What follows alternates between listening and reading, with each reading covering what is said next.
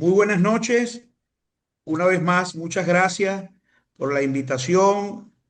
Estamos muy complacidos y contentos de poder estar aquí con ustedes en este grupo maravilloso de colegas, de maestros de la cirugía de columna, que 114 lunes consecutivos ha mantenido la audiencia, el esfuerzo y el empuje docente a través de Latinoamérica, porque esto es un webinar que ya se salió de México y está recorriendo muchos países de Latinoamérica. Hoy vamos a hablar del enfoque integral de la fusión intersomática lateral lumbar y nos acompaña el doctor Daniel Alberto Reyes Navarro, especialista en neurocirugía por parte de la Universidad de Guadalajara y en cirugía de columna vertebral en la Universidad de Guanajuato.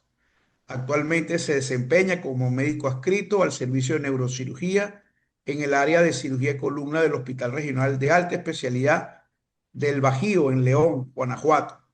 Además es profesor adjunto en la especialidad en atención médica y quirúrgica de los padecimientos de la columna vertebral en el mismo hospital, avalado por la Universidad de Guanajuato. El doctor Reyes Navarro es miembro activo de la Asociación Mexicana de Cirujanos de Columna, AMCICO, y también ocupa el cargo de secretario general de la mesa directiva 2025-2027 del Colegio de Neurocirugía de León, Guanajuato, México. Bueno, nos toca entonces dejar al doctor Daniel Alberto Reyes Navarro con su disertación de hoy. Adelante, doctor, muchas gracias. Muy buenas noches a todos. Muchas gracias, doctor Bellera, por su amable presentación y también muchas gracias al comité organizador de Span Webinar por la invitación. El tema del cual voy a hablar el día de hoy, como bien mencionaron, es el enfoque integral del LLIF, las aplicaciones en cirugía primaria y en cirugía de revisión. No tengo ningún conflicto de interés para la realización de este trabajo y este es el contenido que estaré desarrollando durante la charla. Iniciaremos pues hablando un poquito de contexto histórico, la nomenclatura, propiamente la fusión intersomática lumbar lateral, cuáles son sus ventajas, sus beneficios, pasando por los objetivos, indicaciones en cirugía primaria con algunos casos representativos, cuáles son los desafíos en la reintervención lumbar posterior y cuál es la importancia de estudiarlo, así como las indicaciones en cirugía de revisión, contraindicaciones, desventajas, consideraciones técnicas y complicaciones, algunas comparaciones con otras técnicas quirúrgicas.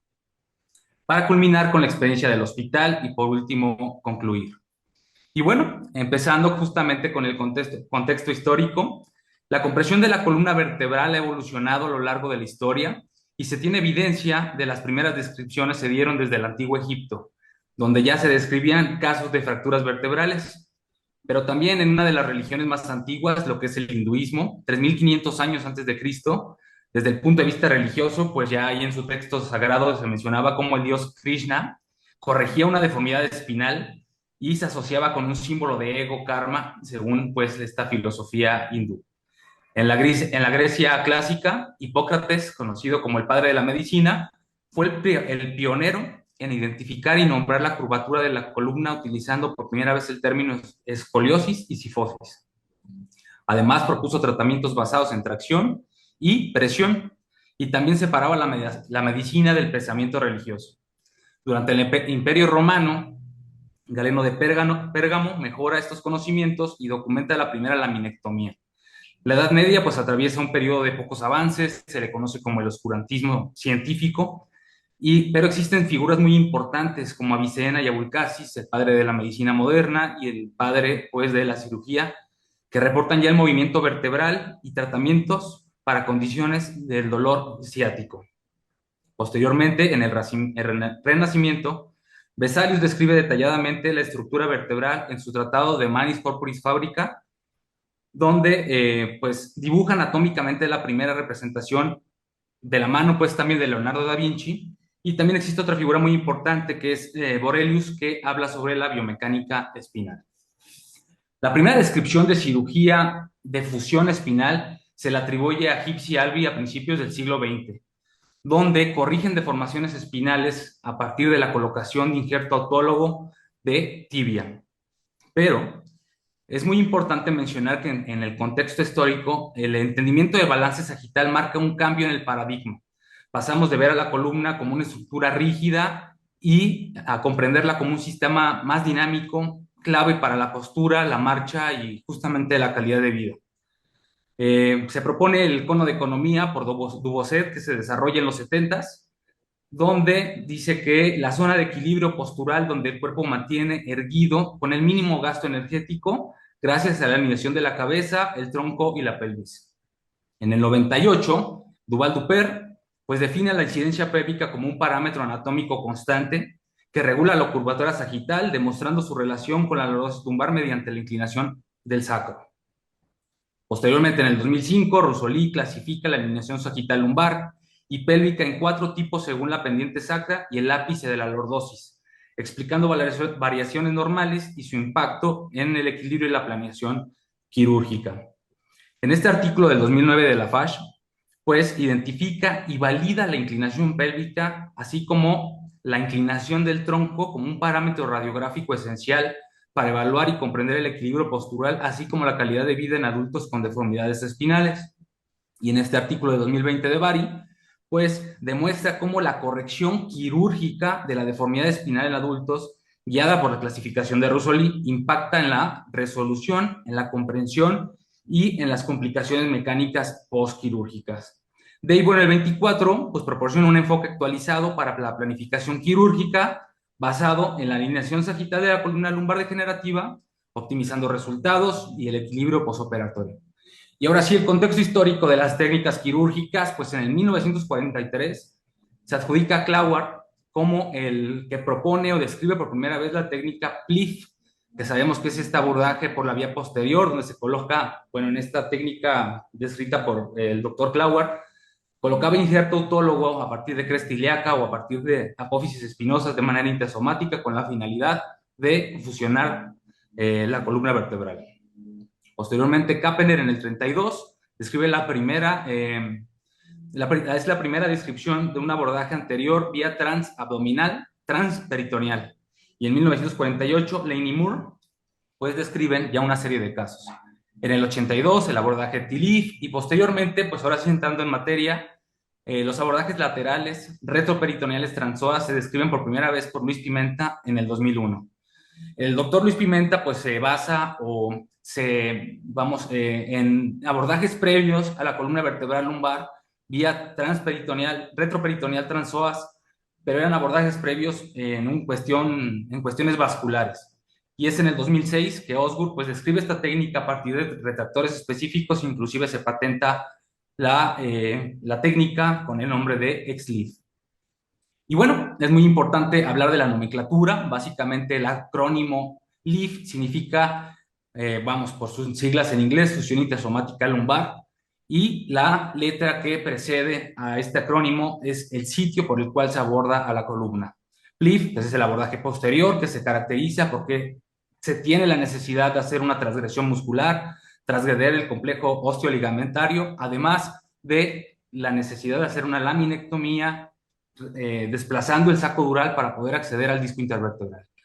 El TLIF se puede hacer de manera convencional o se puede realizar de manera mínimamente invasiva a través de un plano muscular y posteriormente con la facetectomía, con una descompresión directa, llegar al disco intervertebral.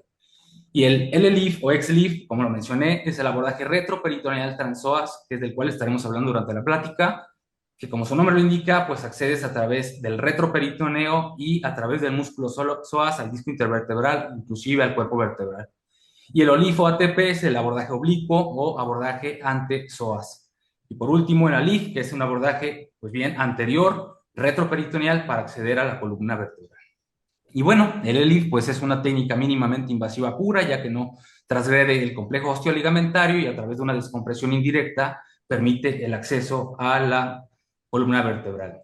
Existen numerosos artículos que hablan sobre los beneficios para los pacientes de esta técnica, que básicamente englobo en esta diapositiva, que es aumenta la tasa de fusión, aumenta la lordosis segmentaria, por lo tanto contribuye en el balance sagital y coronal, disminuye el sangrado y el daño tisular, disminuye el daño neurológico radicular y dural, disminuye el tiempo anestésico y quirúrgico, disminuye las tasas de infecciones y disminuye la estancia intrahospitalaria, lo que permite una movilización temprana de los pacientes. Y va a tener 4 objetivos principales, que son la descompresión indirecta, el punto número 2 es la estabilización, punto número 3 la fusión y 4 la preservación o restauración de la alineación. ¿Pero qué es la descompresión indirecta? Pues la descompresión indirecta es una técnica que va a actuar sobre la columna anterior de la columna vertebral, restaurando la altura del espacio intersomático al colocar un implante o una caja, descomprimiendo, como su nombre lo menciona, indirectamente, permitiendo restaurar la altura del ligamento flavum, del ligamento longitudinal anterior, del ligamento longitudinal posterior, también remodelando el área y el volumen del neuroforamen, permitiendo la emergencia de las raíces nerviosas. También ayuda a reducir espondilolistesis, sobre todo grado 1, a partir de la ligamento-taxis, del ligamento longitudinal anterior y del ligamento longitudinal posterior. Como se puede apreciar justamente en esta diapositiva, a través de la colocación de un implante vía lateral, pues tenemos como la apertura del neuroforamen permite la emergencia de las raíces nerviosas. Y es muy importante también mencionar ciertas consideraciones anatómicas que se tienen para ver qué candidato o qué paciente es candidato a una descompresión indirecta.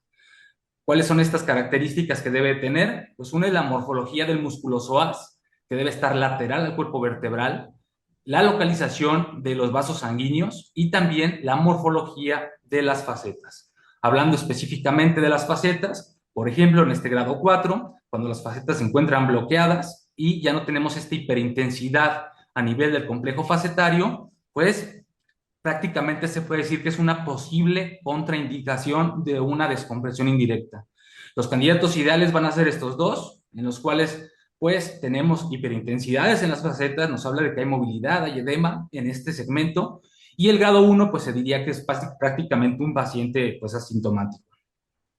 Ahora, también hay diferentes artículos, como en este publicado en el 2022 en Neurospine, donde a través de un análisis retrospectivo de alrededor de 250 pacientes de manera clínica e imagenológica que se sometieron a descompresión indirecta, nos habla de cuáles factores están asociados a fracaso en la descompresión indirecta.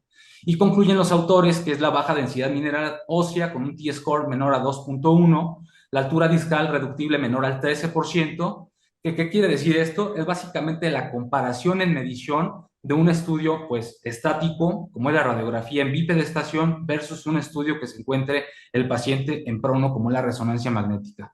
Cuando no hay, o mencionan los autores que cuando no hay mayor movilidad al 13%, se dice que es un paciente que no sería el candidato ideal para una descompresión indirecta. Además de la subsidencia y el uso de fijadores con placas, pues efectivamente también son malos candidatos para descompresión indirecta. ¿Qué otras situaciones se tienen que tomar en cuenta? Pues la lateralidad de los vasos sanguíneos. Como se puede ver en esta imagen, cuando se encuentran vasos sanguíneos entre el músculo psoas y el cuerpo vertebral, pues aparte la probabilidad de tener una lesión vascular al acceder por un lado ipsilateral o contralateral, pues es mayor. También la anatomía rotacional, en esos casos con escoliosis, pues nos podemos, en el trayecto del abordaje, se puede tener justamente un vaso sanguíneo y por ende tener una lesión vascular. Y otra situación a considerar es la anatomía transicional. La anatomía transicional se refiere al hecho, a esta imagen ya característica de cabeza de Mickey Mouse que mencionan, donde las orejas corresponden básicamente al músculo psoas y cuando se encuentran anteriores al cuerpo vertebral, se habla de que el psoas se encuentra elongado y al acceder por una vía lateral, la probabilidad de tener una lesión del plexo lumbar es mayor. El otro objetivo es la estabilización. La estabilización, pues es un concepto pues biomecánico donde también en este otro artículo menciona cómo el cuerpo vertebral va a tener algo que mencionan estos autores, el anillo epifisiario, el cual va a estar compuesto de hueso compacto en la periferia y de hueso esponjoso en su interior, de tal forma que el hueso esponjoso pues va a tener mayor probabilidad de que al tener que cargar o estabilizar o recibir una carga, mayor probabilidad de generar subsidencia. Y bueno, este es una comparación para ver cómo al colocar un implante de mayor dimensión que puede ir de cortical a cortical, pues permite tener mayor estabilidad en dicha zona. Y si tenemos un implante de menores dimensiones que únicamente se encuentra dentro del anillo epifisiario, la probabilidad va a ser pues mayor de que haya subsidencia o de que no se cumplan los objetivos de la estabilización. Y por otro lado, la fusión y la preservación o restauración de la alineación básicamente tiene que ver con las dimensiones del implante, la plataforma que esté en contacto con el implante que se va a utilizar en el caso de un abordaje lateral, que como mencioné, son de mayores dimensiones en anchura, en longitud y también en altura. De tal forma que también tiene la capacidad o por su morfología se puede colocar mayor injerto, autólogo, heterólogo, del que sea, de tal manera que también existen también modelos como el titanio poroso, que pues presume ser una técnica que ayuda a la osteointegración.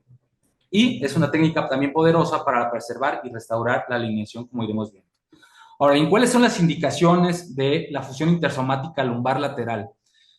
Bueno, se indica en enfermedad discal degenerativa, puede ser unisegmentaria, en los candidatos ideales, como ya mencionamos, las características que deben de tener para descompresión indirecta, puede ser también en patología multisegmento, como en este caso, que tenemos neumatosis tanto de L5, L4, L5, L4, L3, que a través de un abordaje pues lateral, y en este caso se complementa con un abordaje LIF, pues permite a través de descompresión indirecta obtener resultados pues satisfactorios. Ahora, la escoliosis degenerativa o de novo, que es un sinónimo, es una enfermedad rotacional compleja y tridimensional. Aparece después de los 50 años de edad en una columna que previamente se encontraba pues recta y es causada por una degeneración asimétrica de los discos y articulaciones que genera pues una curva progresiva mayor a 10 grados en el ángulo de Cobb, pero también es importante mencionar que no solamente en el plano coronal, sino en el sagital y en el axial. Esto puede provocar dolor, síntomas neurológicos, inestabilidad postural y la esclerosis degenerativa forma parte de ese espectro de enfermedades que se conocen como deformidades espinales del adulto. Este caso, pues también una paciente con una deformidad espinal del adulto, una esclerosis de novo, con un ángulo de Cobb coronal de 18 grados, que a través de la colocación de dos, pues descompresión indirecta y fusión percutánea posterolateral, pues se logra una alineación en el balance coronal. Este otro caso también con escoliosis degenerativa o de novo es un paciente de 52 años de edad con un índice de masa corporal de 36, sin comorbilidades, también sin toxicomanías, que tiene un cuadro clínico de una lumbociatalgia de predominio del lado izquierdo, que inicia 3 años previos a llegar al hospital con un ENA de 5 de 10 inicialmente. Inicialmente es intermitente este dolor, posteriormente pasa a ser continuo y posteriormente también incrementa, y hay una particularidad de su clínica, que este paciente decía que al estar acostado pues mejoraba su sintomatología y al ponerse de pie su sintomatología se incrementaba.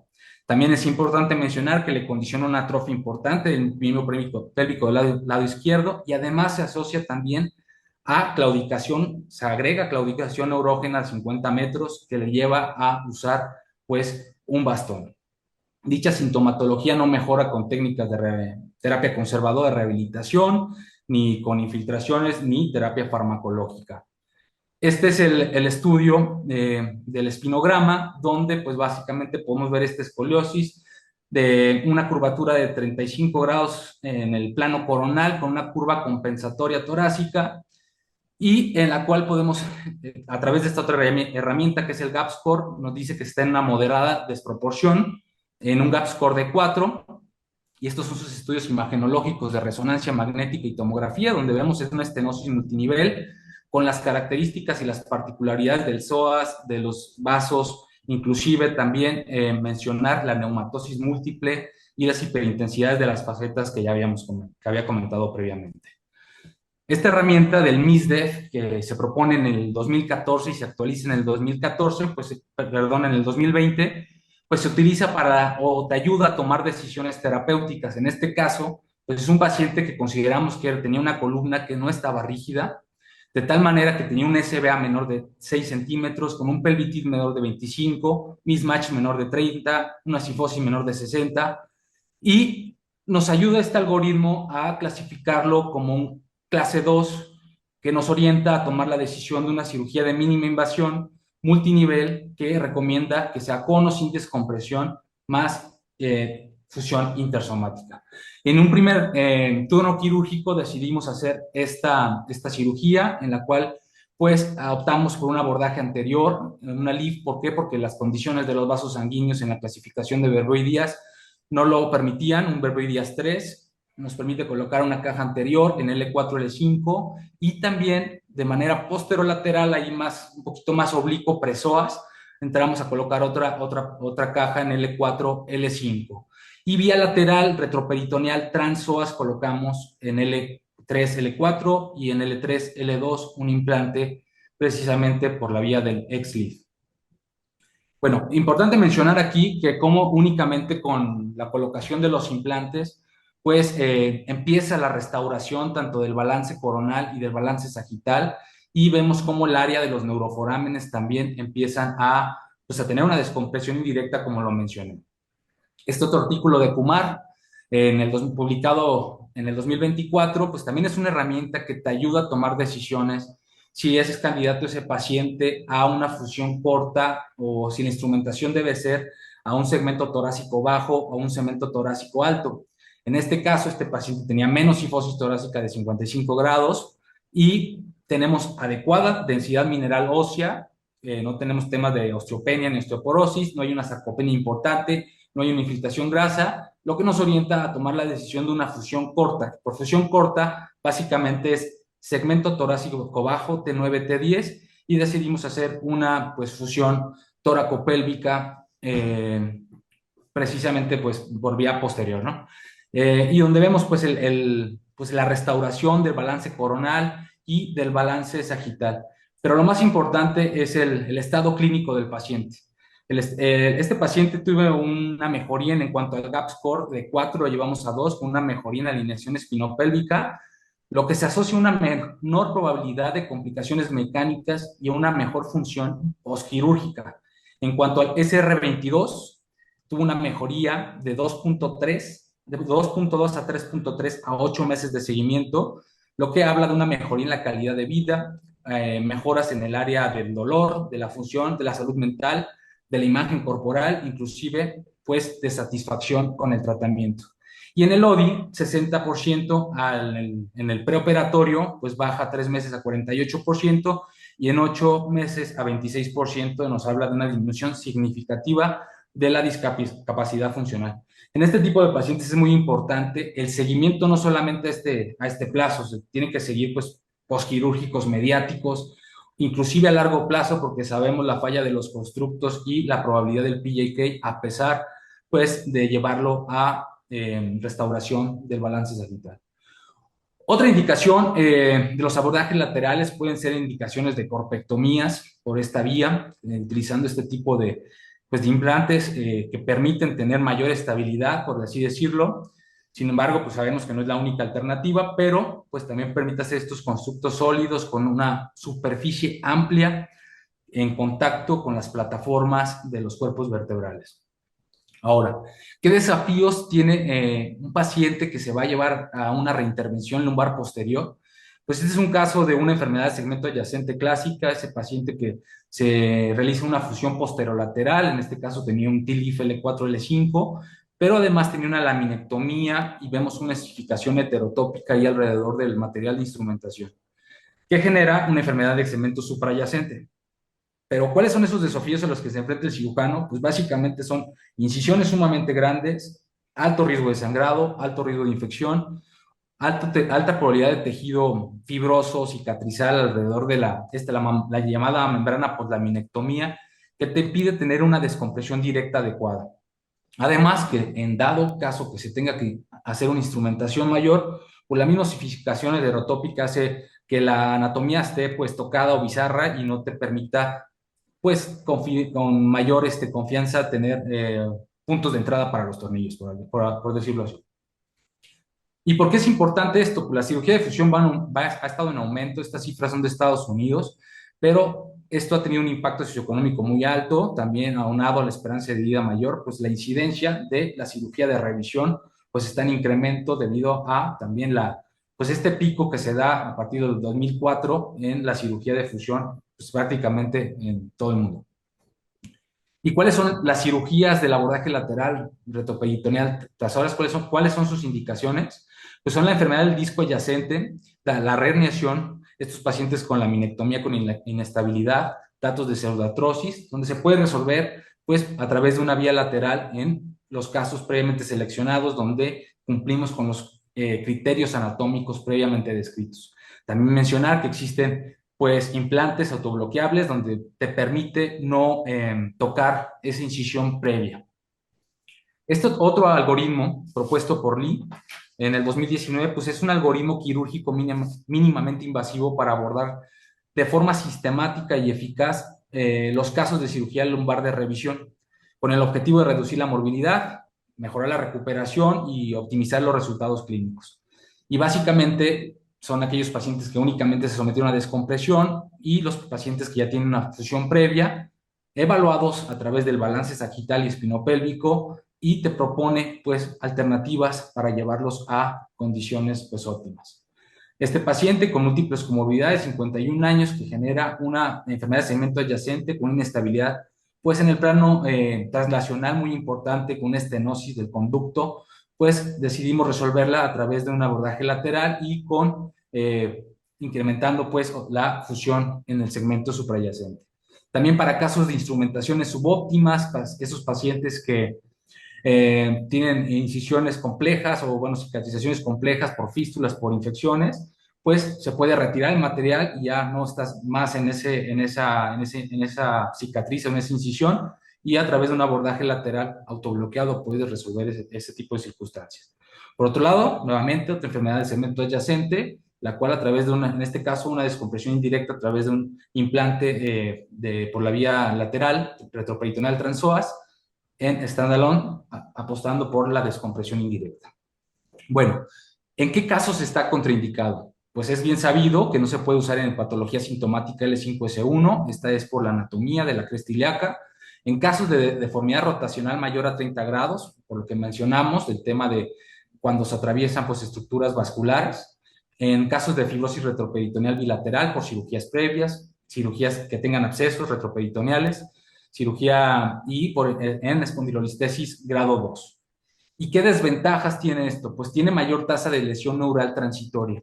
Por lesión neural transitoria, hacer énfasis en que se trata de una lesión del plexo lumbar, no se trata de una lesión propiamente del saco dural o de la raíz nerviosa. También, pues como desventajas, se necesita una curva de aprendizaje a partir de modelos, posteriormente cadavéricos, y para posteriormente llegar, cuando la curva está ya lista, a pacientes. Existe alto riesgo o riesgo de lesión visceral, vascular. En la bibliografía, vamos, en la literatura, existen inclusive lesiones hasta de uretero o inclusive viscerales. Y requieren neuromonitoreo intraoperatorio y, como mencioné, no es apto para L5S1. Hablaremos rápidamente de las consideraciones técnicas en cuanto a la cirugía misma, pues es desde la configuración del quirófano. Cuando la cirugía se realiza a través del paciente en decúbito lateral, el cirujano tiene que estar en las espaldas o en la espalda del paciente, y el brazo en C o el fluoroscopio tiene que estar pues ventral al paciente. La consideración anatómica que mencionamos de la cresta ilíaca, y es importante evaluar la concavidad y la convexidad de la curvatura en casos de escoliosis. ¿Por qué motivo? La ventaja de entrar por la concavidad es que a partir de una incisión pequeña, pues como muestra aquí, te permite acceder a diferentes discos intervertebrales, que si lo hicieras del lado de la convexidad, pues no sería así, porque tanto las costillas y la cresta ilíaca pues sería un impedimento. Y la desventaja de entrar de la concavidad es que es más estenótico ese segmento, y la presencia pues de osteofitos también podría llegar a impedir esta situación. Esto se puede pues verse ayudado con el flex de la mesa o de la mesa quirúrgica. Sin embargo, es muy importante no hacer una sobreflexión de la mesa, porque los músculos psoas también se van a elongar y la probabilidad de una lesión del plexo lumbar está presente. Por otro lado, el movimiento del arco en C tiene que ser completamente en sentido ortogonal para tener proyecciones AP y lateral pues sumamente precisas, y que los implantes queden adecuadamente colocados. La planeación es fluoroscópica desde la incisión quirúrgica, pueden ser incisiones oblicuas, laterales, dependiendo de la preferencia del cirujano, o bien de la cantidad de segmentos que se van a tratar. Y bueno, la incisión básicamente se tiene que incidir estos planos a través de la pared.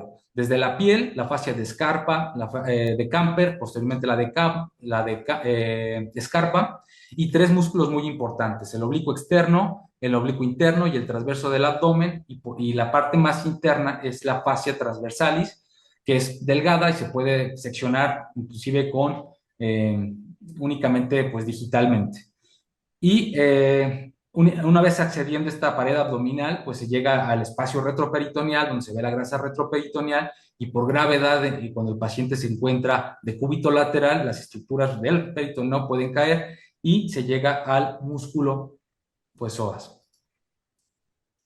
Entonces, el conocimiento de la anatomía del espacio, de los espacios pararrenales retroperitoneales es muy importante, y también de de la anatomía de esta región.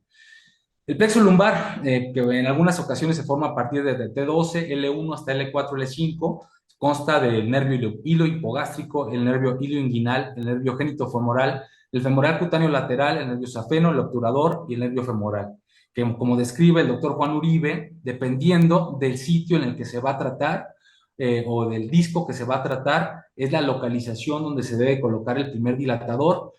Básicamente dice que entre más caudal, pues tiene que ser ligeramente más anterior la colocación del primer dilatador, con el objetivo de evitar pues lesiones neurales por la disposición del plexo lumbar.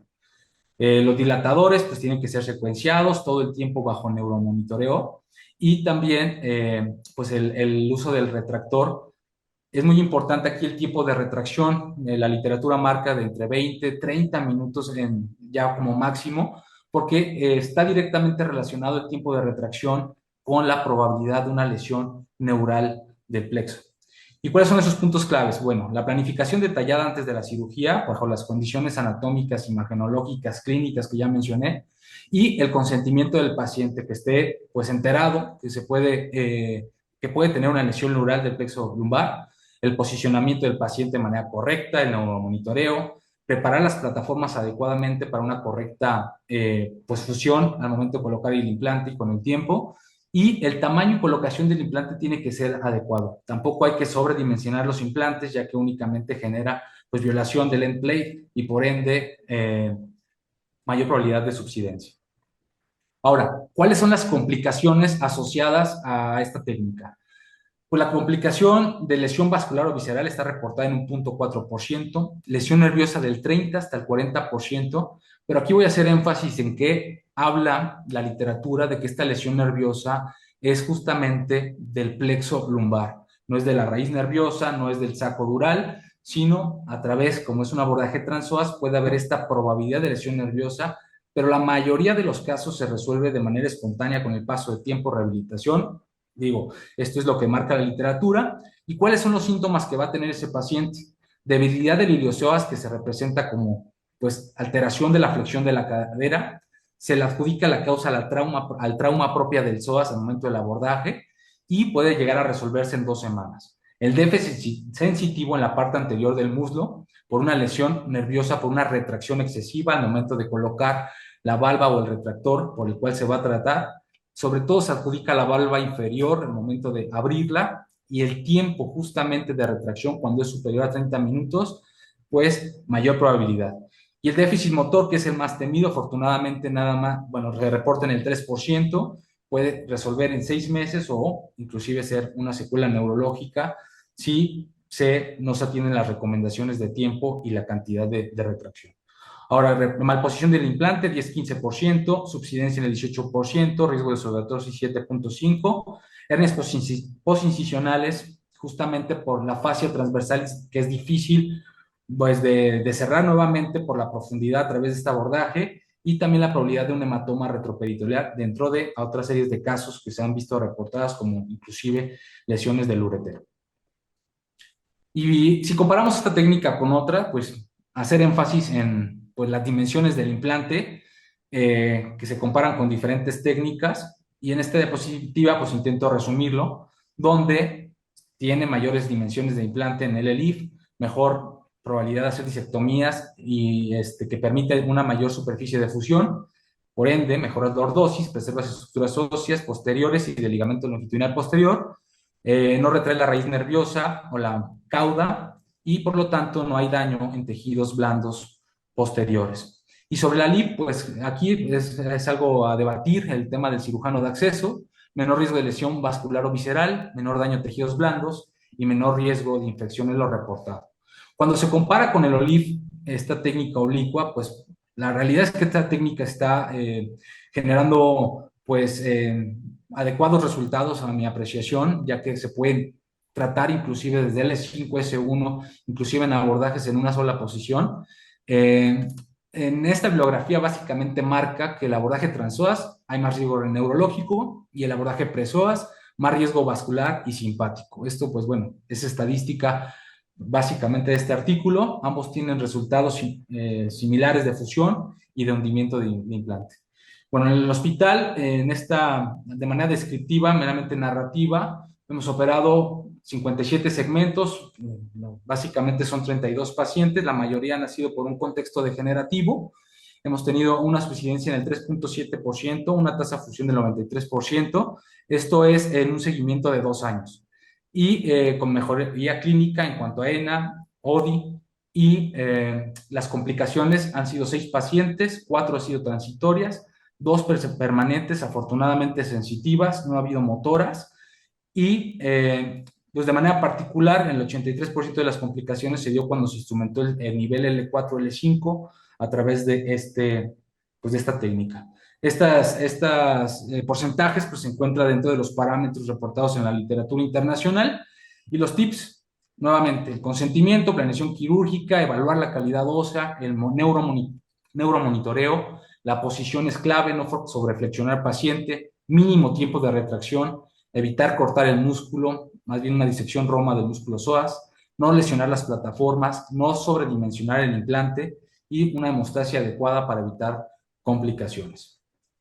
Y desde el descubrimiento de los rayos X en el 85, que lleva a Röntgen a pues, tener un premio Nobel de física, ahí pues la medicina ha recorrido un camino extraordinario. Lo que comenzó con una imagen de la mano de su esposa se ha transformado en una cirugía guiada en navegación 7D, robótica, imágenes 3D en tiempo real, realidad aumentada, implantes inteligentes inclusive. Y eso de la mano, la inteligencia artificial actualmente se suma como una herramienta poderosa que optimiza decisiones, personaliza tratamientos y anticipa riesgos. Los mensajes para llevar a casa es una herramienta muy útil, el abordaje retroperitoneal transoas, y poderosa en candidatos ideales. Sin embargo, hacer mucho énfasis que no es la solución universal, no es para todos, sino para los pacientes que son candidatos. No está exenta de complicaciones y es muy importante comprender lo antes mencionado, la comprensión profunda de los pros, los contras, de cada posible técnica quirúrgica para tomar estas decisiones y nuevamente el seguimiento a largo plazo pues es fundamental. Este es el equipo de trabajo en el Hospital Regional de Especialidad del Bajío con los cuales me ha tocado convivir. Actualmente, pues mis colegas, el doctor Alejandro Miranda, el doctor Luis Treviño y el grupo de fellows con los cuales he estado desde que llegué al hospital, a los cuales agradezco pues mucho todo su entusiasmo. El Hospital Regional de Especialidad del Bajío en León, y pues muchas gracias por su atención, quedo atento a sus comentarios y a sus valiosas dudas. Muchas gracias, doctor Reyes. Nos ha hecho un resumen amplio, detallado de la técnica. Eh, Quisiera decir ciertos detalles, ¿verdad? Por ejemplo, que para el 97 ya el doctor Pimenta había descrito un abordaje endoscópico que él llamó letra, por las siglas en inglés del abordaje retroperitonal trasoas endoscópico. Vi que el doctor Roberto Díaz está en el panel. A nosotros nos tocó vivir la evolución de la técnica cuando llegamos en el 2003. Veíamos mucha suficiencia porque las cajas eran muy pequeñas, Luego en esa evolución aparecieron cajas más grandes, las cajas por encima de 25 milímetros, que disminuyó bastante la subsidencia, sobre todo cuando pensábamos que todos los casos se podían hacer standalone, o por lo menos todos los casos de discopatía degenerativa, y aparecieron posteriormente cajas lordóticas, hiperlordóticas, etcétera. Me gustaría mucho invitar al doctor Roberto Díaz, con el que compartí mucho en esa época y vivió lo que yo también viví. Quisiera, si Roberto está conectado, lo veo aquí, y con el permiso de todos, colocarlo en el panel. No sé si ustedes pueden anexarlo desde la posición de controladores del chat. Lo veo aquí conectado. No sé, Toño, el doctor Guzmán, si le puede mandar una invitación al doctor Roberto Díaz. La otra cosa eh, que había notado acá, si es cierto, lo de las contraindicaciones relativas, cuando dices la deformidad mayor de 30 grados, pero cuando eso sucede, el grave problema es que los vasos están hacia un lado, el psoas del lado contrario a la rotación es casi inexistente, es hipotrófico, pero eso lo podrías resolver haciendo el abordaje por el lado donde el psoas es más grande, ¿no? Cuando hablaste de la concavidad y la convexidad también, Mire, sí es bien yo le cierto que mando el una abordaje clave por que la concavidad es más difícil cuando hizo conmigo porque de están alta, los osteofitos, pero también le dio un creemos que descuento de la una cantidad remodelación del plano coronal claramente. se Ahora, hace mejor si se pueden romper, se pueden quebrar, se pueden abrir el espacio de los osteofitos. Y faltó una indicación, pues que también creó el doctor Pimenta, creo que en el momento que Roberto estaba allá, que fue el retiro de dispositivos móviles por vía lateral. Muy fácil para los charité o los sistemas de dientes, un poco más complejo con los sistemas de quilla, con el Prodix, etcétera, donde hacían una osteotomía por encima de la quilla, colocaban un tornillo, retiraban ese fragmento de hueso y luego retiraban el implante.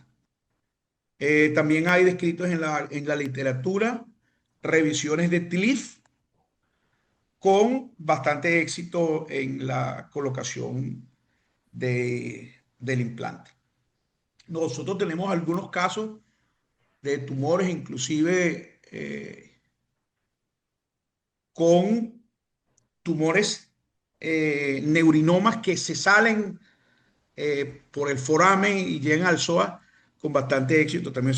Es una técnica, es un abordaje con el que se puede hacer muchísimas cosas, el abordaje, y para la técnica de fusión, como dijo el doctor Reyes, bueno, como ningún abordaje se puede hacer todas las recetas de la sopa, o como dicen los mexicanos, hay diferentes tipos de tacos y los tacos se comen con diferentes salsas. No sé si Roberto Díaz está todavía está en el grupo para invitarlo a ver si tenía alguna cosa que exponer.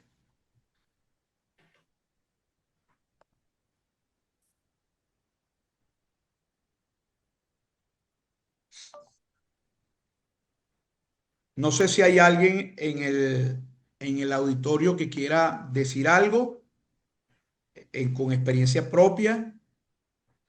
Nosotros comenzamos siempre, como comenzó todo el mundo, con construcciones standalone.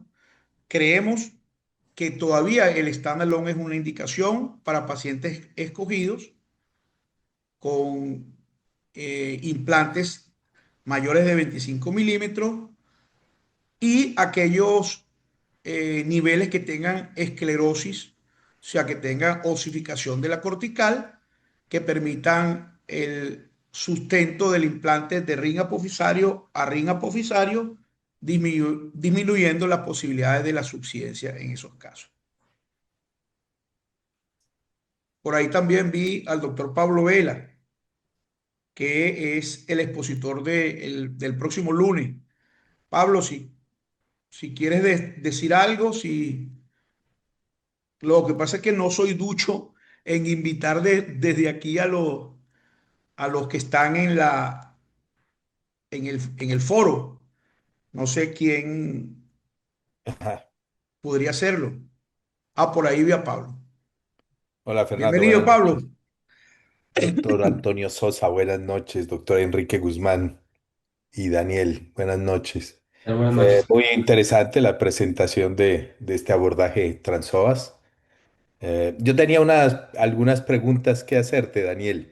Una es L4, L5, definitivamente el segmento que hace la diferencia en cualquiera de los abordajes siempre es L4, L5 porque es un poco más difícil.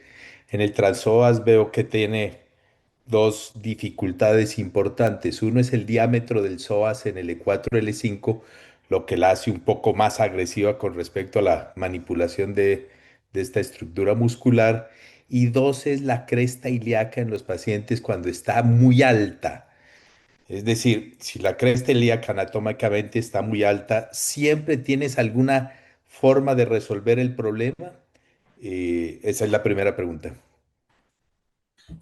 Sí, doctor, pues mire, francamente, cuando consideramos que la cresta es alta, ¿sí? Si tenemos la opción de no hacer el abordaje, podría ser una opción no realizarla, o sea, ya que el riesgo de la lesión neural pues está presente.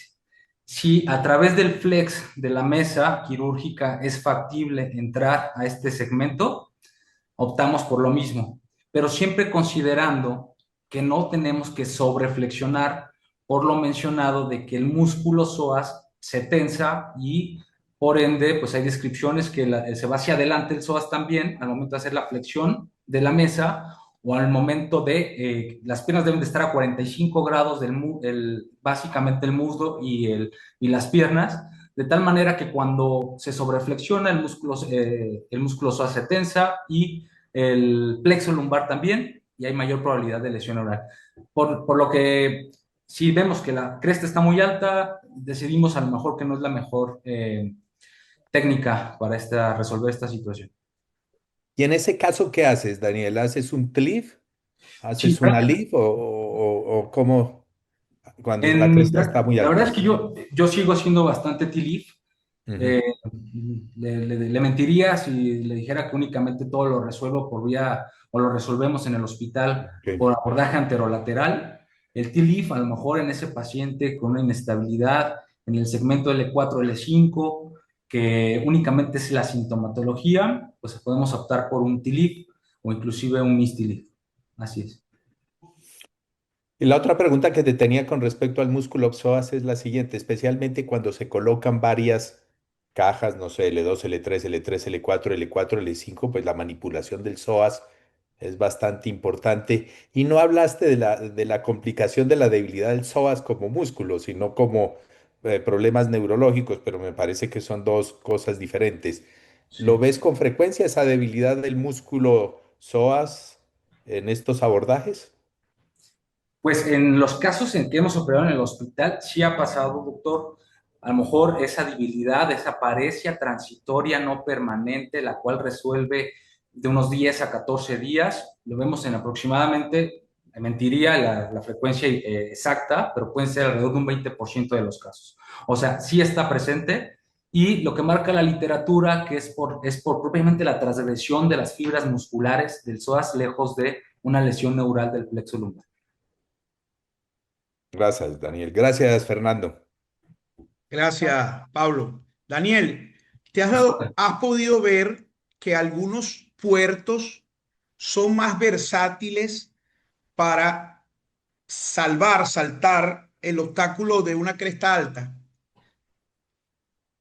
porque yo sí me he dado cuenta que, por ejemplo, el Maxes eh, permite la angulación que no permiten otros puertos cuando necesitas pasar justamente por encima de la cresta.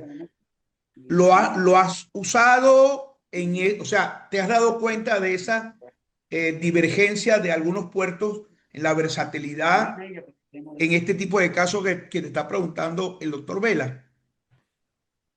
En cuanto a la versatilidad específicamente del Max, es algo que podría mencionar, es que la valva inferior tiene la particularidad de tener una retracción aún mayor, no así, no siendo de manera simétrica la ampliación de todas las valvas, sino únicamente la valva inferior. Eso sí lo hemos llegado a usar, sobre todo en L4, L5, para el tema de la cresta. Ahora, en comparación con distintos, pues también la experiencia con diferentes tipos de retractores. Por ahí tenemos uno que otro, un paciente más que operamos con otra casa comercial. Sin embargo, no sería yo quien le tendría que responder eso porque no tengo la experiencia en mayores retractores, doctor. Ok.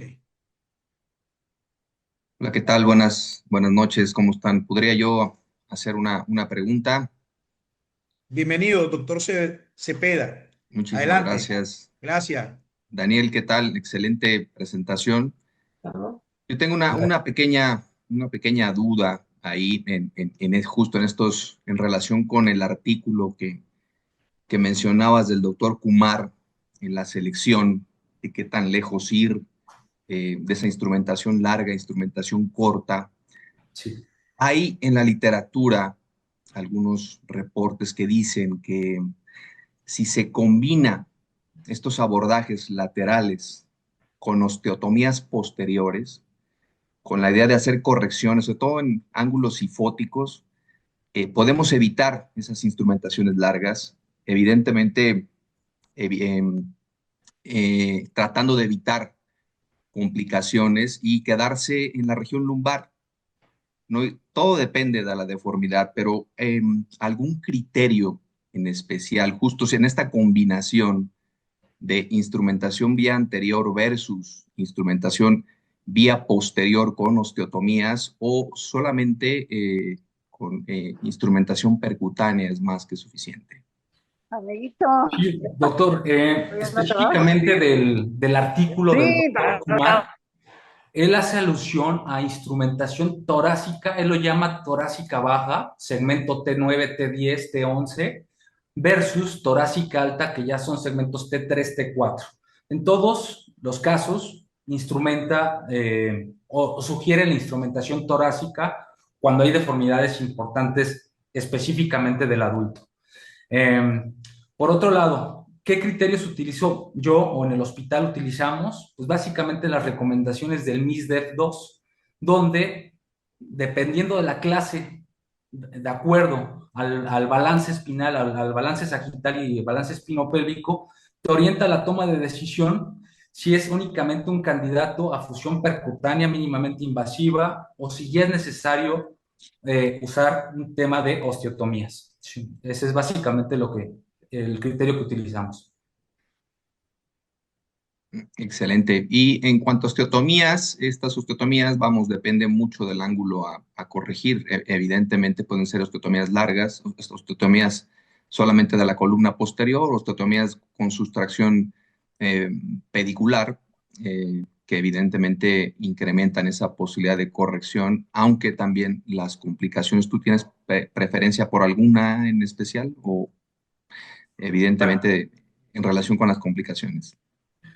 Hemos realizado osteotomías, Smith-Petersen, de sustracción pedicular, pero en estos casos en los que me platiqué durante la charla, no fue necesario la realización de osteotomías, ya que la corrección, vamos, en relación al balance sagital, sobre todo este caso de la fusión toracopélvica, quedó en un clase 2, de tal manera que lo que hicimos fue, sí, descompresión posterior de los segmentos mayormente estenóticos, pero con fuerza, los abordajes anterolaterales fue los que prácticamente a partir de la descompresión directa hubo una restauración en el plano coronal y en el sagital. Pero no es el caso, no es el caso de osteotomías propiamente. Ya, muchas gracias. Daniel, Sí, doctor. dos preguntas. Una, ¿consideras que en el caso del tratamiento de la estenosis y salvando la importancia de las zonas de seguridad, consideras que la colocación de la caja más anterior o más posterior te podría dar mejor descompresión del canal? Esa es una. Y la otra pregunta es si has tenido experiencia en abordajes laterales tras OA en posición prona y si puedes tener el criterio de alguna diferencia, alguna ventaja entre la posición prona y el LLA en posición de cúbito lateral. Sí, en relación a la primera pregunta, doctor, donde si la colocación de las cajas más anteriores al cuerpo vertebral ayudan a la descompresión indirecta, lo marcado por la literatura es que no ayuda a la descompresión indirecta. No, perdón, no es que dije que más anterior descomprime más. La pregunta es precisamente si consideras que la colocación más anterior o menos anterior ayuda a el volumen de descompresión. Esa fue la pregunta. Pues está el término aquí del ACR, que es prácticamente la, a partir de lesionar, no iatrogénicamente, sino intencionadamente, el ligamento longitudinal anterior te permitiría hacer una sobredistracción y colocando implantes de mayores dimensiones, pero ese se utiliza en situaciones de deformidades donde quieres ganar mayor tema de balance sagital. Yo en lo personal no lo he realizado, doctor. A lo mejor, no sé si iatrogénicamente algún ACR iatrogénico que se me va una caja muy anterior, pero tampoco he tenido migraciones o subsidencias importantes secundarias a esta situación. Y Sí, en relación al single position, doctor, o el prono que me comentaba, no tengo experiencia. Eh, Se lo digo con toda humildad, no lo he puesto yo particularmente en práctica. En el hospital mis colegas sí lo han realizado y pues con resultados que, bueno, se está ahí en una curva que se estará documentando pues más adelante. ok, chévere. Sí, la pregunta era si consideras que colocando la caja más posterior ofrecías mayor descompresión, más foraminotomía indirecta y más descompresión del canal. Yo creo que ya la respondiste. No sé si hay alguna otra pregunta, alguien por el chat que tenga la mano levantada, que quiera hacer algún comentario. Doctor Bellera, buenas noches, doctor Reyes Navarro. Pues primero, antes que nada, felicitar al doctor Daniel Alberto Reyes por su excelente presentación. Le dio el enfoque a lo que es el abordaje lateral, aunque sí habló sobre algo de ALIF y algo de XLIF o lo que es OLIF. Y creo que le quiero comentar al doctor Reyes Navarro que si en su planeación preoperatoria, antes de decidir el tipo de abordaje anterolateral, usted viendo los cortes en sagital en resonancia magnética para el abordaje lateral o viendo el abordaje anterior u oblicuo, ve los cortes en coronal para poder tomar esa decisión, para irse por la vía lateral, aunque ya usted ya no lo mencionó, no los volví a poder nuevamente decir. Sí, claro, doctor, con mucho gusto. Sí, la revisión del estudio imagenológico se hace de manera sistemática en los tres planos, en sagital, en coronal y en axial, haciendo mucho énfasis justamente en la localización del músculo psoas, dependiendo del segmento que se va a tratar, de la localización de las estructuras vasculares y también mucho énfasis en el tema de la morfología de las facetas. Sí, el entendimiento pues que la resonancia magnética es un estudio estático, es un estudio de un paciente que se encuentra en decúbito prono, por ende la morfología se va a ver alterada a diferencia de un espinograma que es estudio en un paciente de piel. Ok, la otra pregunta que decía el doctor Bellera y el doctor Cepeda, las osteotomías que usted o que llegan a realizarse para hacer las correcciones de las deformidades espinales del adulto ya están, vamos, descritas en la SRS y de los modificadores de Schwab para poder hacer una mejor corrección sobre todo el balance sagital, pero también considerando en cuenta el PA que tiene en relación a la lordosis lumbar.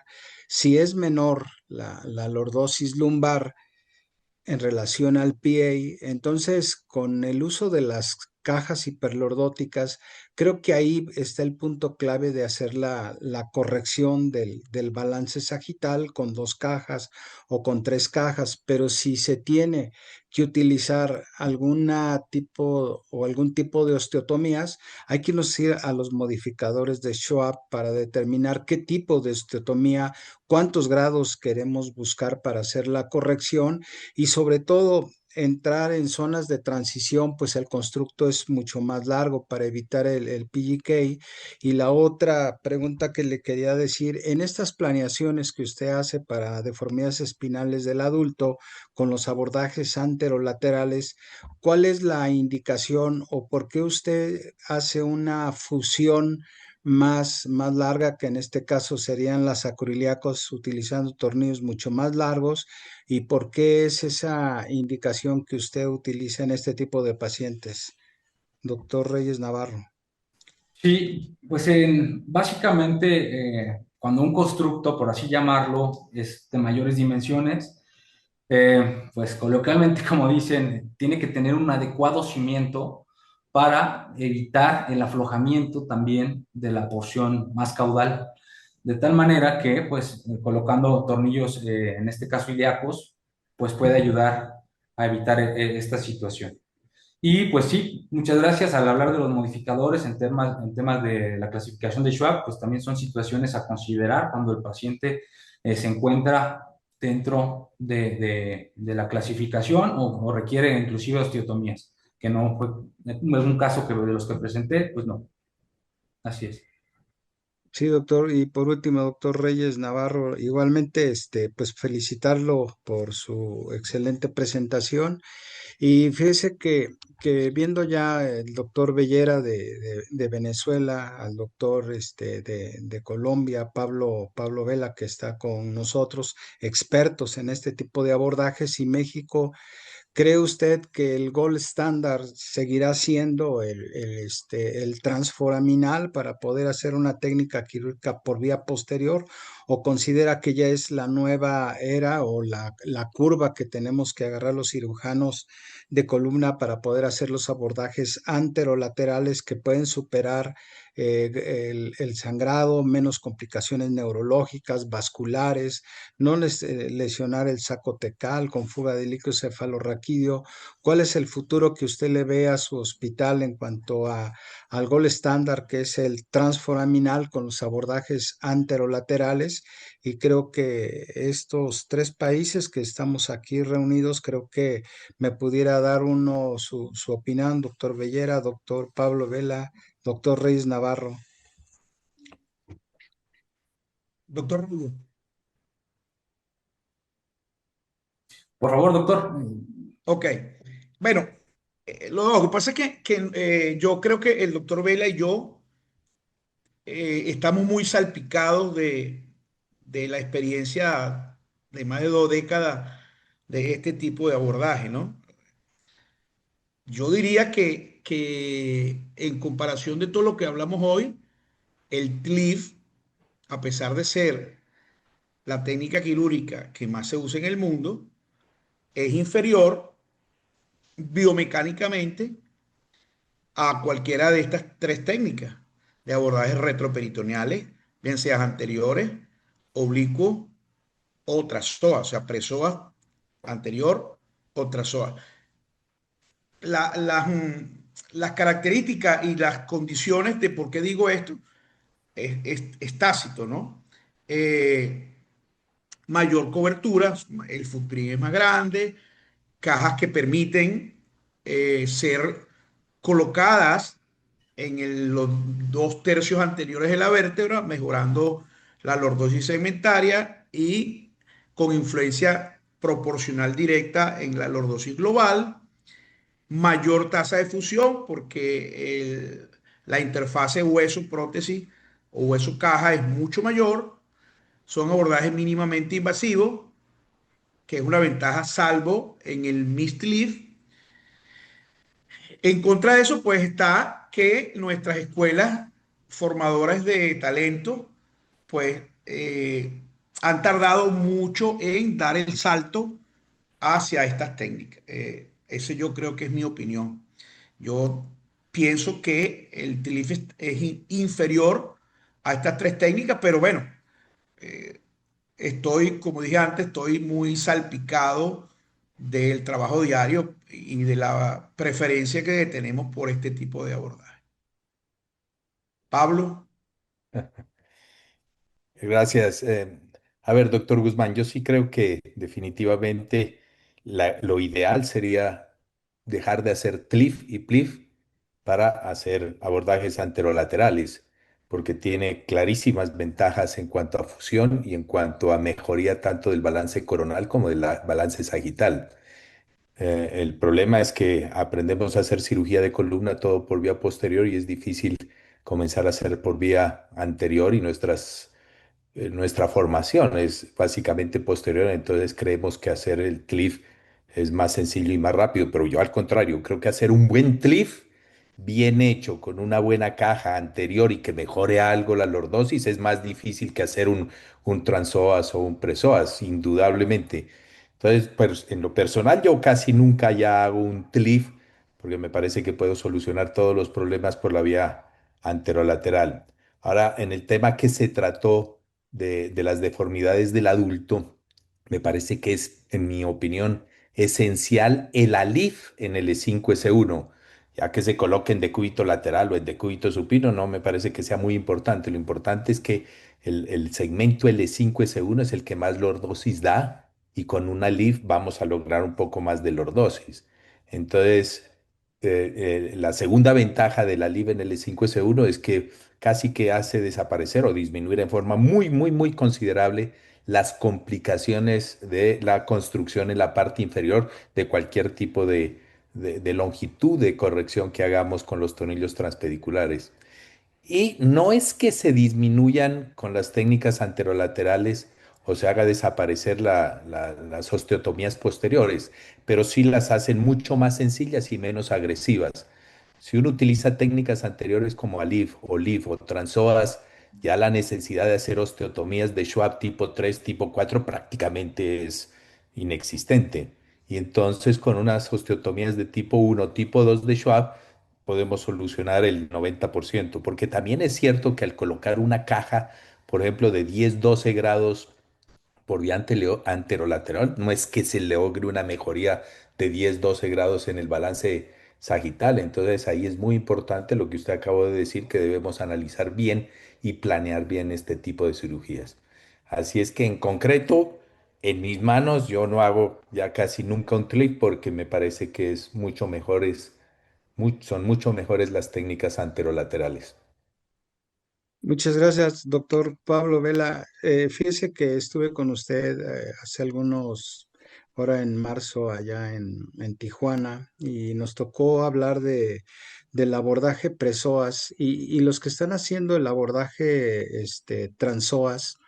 Veían la posición o la dirección que guarda la caja entre una técnica y otra, y los que están haciendo los abordajes laterales para evitar precisamente la lesión del nervio que pasa por el psoas, dicen, es que nosotros viendo esta condición o que este paciente no me vaya a salir con una meralgia, comentan, dice, llevamos la caja un poco más anterior para poder resolver este problema. Pero aquí ya estaríamos hablando del psoas. Para usted, ¿cuál es esa diferencia de la hora de colocar un abordaje de transoas o presoas, sobre todo la posición y la dirección que tiene la caja intersomática para poder cumplir con la parte de ambas técnicas. ¿A usted cuál prefiere más o si considera que no hay alguna diferencia entre un transoas a un presoas y cuál es la experiencia que usted ha tenido? Y gracias por habernos visitado a México y estar allá en el Congreso de Spine Webinar de Tijuana, doctor. Gracias. Gracias, doctor Guzmán. Definitivamente yo prefiero hacer presoas por varias razones. Me parece que es una técnica más rápida. No es absolutamente necesario hacer neuromonitoreo.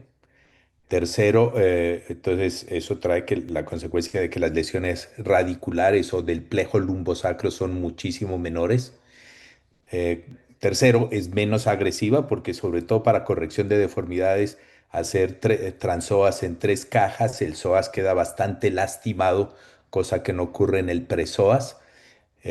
Cuarto, uno puede colocar sin necesidad de hacer mayor esfuerzo las cajas más anteriores. De hecho, la técnica ideal es colocar en el tercio medio al tercio anterior la caja y eso mejora un poco la lordosis. No estoy seguro y no creo que haya estudios comparativos, Fernando, si eso mejora o no mejora la descompresión. Ahí no hay estudios.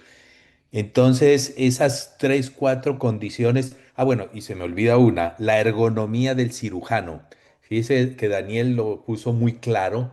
Cuando uno hace un transpsoas, el cirujano está en la espalda del paciente, lo que hace que uno tenga que inclinar la cabeza mucho más que cuando está por delante del paciente, que ergonómicamente para el cirujano es muchísimo más fácil.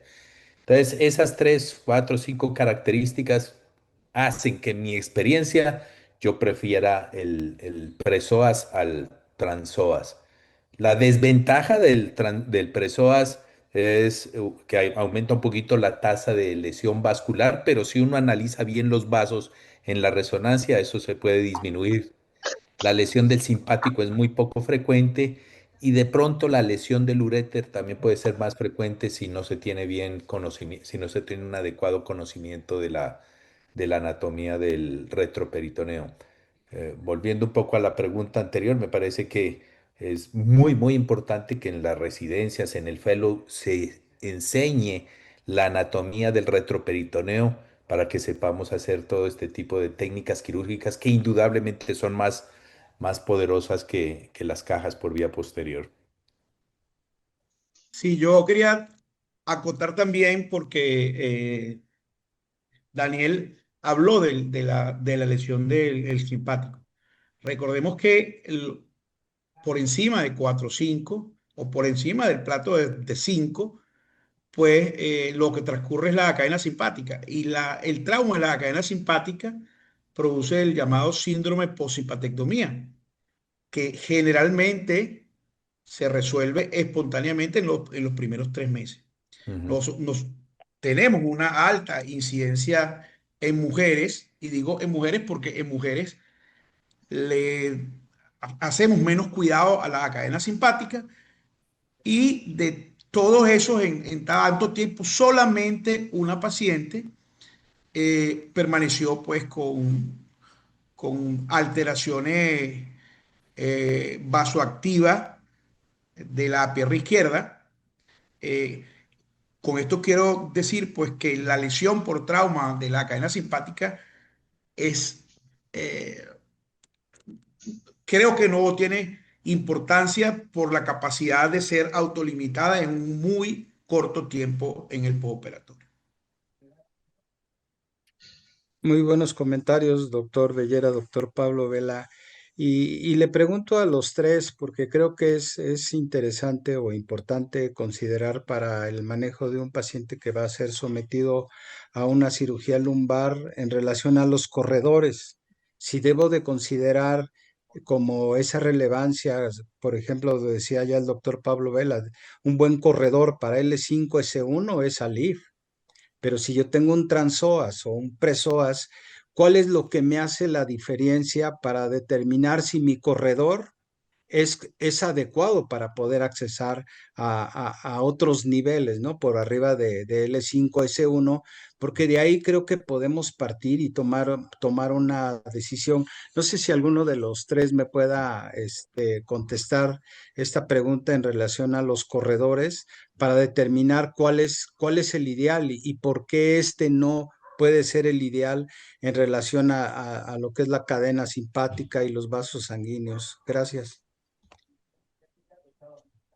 Bueno, acabamos de presentar una clasificación eh, por resonancia magnética del riesgo que tienen algunos pacientes para la implantación anterior al IF por la localización de las relaciones vasculares.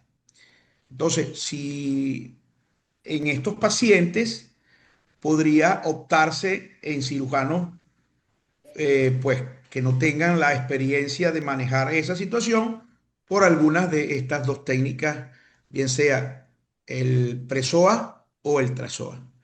No sé qué opinas tú de eso, Pablo.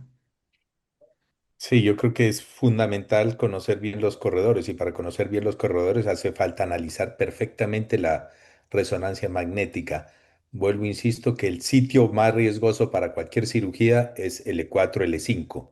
Entonces, lo que debemos analizar en la resonancia magnética en L4, L5 no es la arteria ilíaca, que es la que uno se encuentra, sino la vena ilíaca común. Si la vena ilíaca común está muy cerca, por debajo del psoas, hay que cambiar la técnica del presoas a otra técnica que puede ser incluso el ALIF. Pero eso ocurre en muy bajo porcentaje de casos. La inmensa mayoría, la que está más cerca al psoas es la arteria y la arteria es fácil de disecar, de separar y hacer el corredor por donde vamos a introducir la caja. Entonces, la idea es separar el músculo de la arteria ilíaca e inmediatamente tenemos ese corredor anatómico libre de estructuras nerviosas para colocar nuestra caja. Lo que es muy importante en ese mismo corredor es que debemos hacer lo que Heinz llamó la maniobra ortogonal para evitar el daño de la raíz contralateral. Entonces, todo eso es parte del conocimiento anatómico y de la técnica quirúrgica, porque realmente es una cirugía muy rápida y si conocemos bien y estudiamos bien la resonancia antes de cirugía, seguro que vamos a tener éxito en la, en la colocación de nuestra caja y como lo dijo Daniel, por ejemplo, en la reducción de la espondilolistesis degenerativa es una cirugía perfecta, porque con simplemente esa maniobra se logra la reducción de la listesis yo diría, en el 90-95% de los casos, ¿no? Pablo, una Incluso pregunta listesis, no solo grado 1, grado 2, hasta digamos entre 2 y 3, que es excepcional, pero las 1 y la 2 sí se presentan con mucha frecuencia. Pablo, una pregunta que te voy a repetir el próximo lunes. ¿Consideras algún grado de dificultad para el presoa, esos psoas hipertróficos y muy altos? No, no, al principio pensábamos eso, pero con el tiempo se ha hecho que no representa un problema grande, por lo menos. Lo que sí es importante es uno, decirle al anestesiólogo que relaje bien al paciente. Eso es importante para que el músculo no esté tenso, sino bien relajado. Esas orejas de Mickey Mouse no son contraindicación del abordaje presoas, ¿no? Uno puede manipular el presoas hacia atrás y como te digo, lo más importante es que la vena ilíaca común esté desplazada para que nos permita el abordaje. Al principio teníamos mucho susto de eso porque había personas que decían ese tipo, pero no, hemos hecho abordajes en psoas muy grandes y bien con esa característica anatómica, pero no es una contraindicación. Gracias. Si hay alguna otra pregunta, comentario, acotación. Doctor Daniel Alberto, ¿algún otro comentario para que el doctor Fernando Bellera pueda cerrar esta sesión? de este webinar número 14. 114. Pues nada, yo me gustaría nada más hacer énfasis en que esta es una técnica quirúrgica que evidentemente no es la solución universal y que bueno, ante la experiencia de los doctores que me precedieron, pues sin duda tendrán pues un mejor comentario que realizar y agradecer mucho la invitación nuevamente, el hecho de escucharme y pues quedamos a la orden. Bueno, si no queda ninguna otra pregunta, agradecer al doctor Reyes, al doctor Guzmán por la invitación, al doctor Sosa por distinguirnos como coordinadores del bloque, al doctor Pablo Vela por su participación y a los 117 personas que estuvieron conectados esta noche, superando los 105 del lunes pasado. Ha sido un gran honor estar con ustedes de nuevo, ese pujante grupo que ya dejó de ser mexicano, es latinoamericano y que es un ejemplo de constancia, es un ejemplo de tenacidad y de empuje docente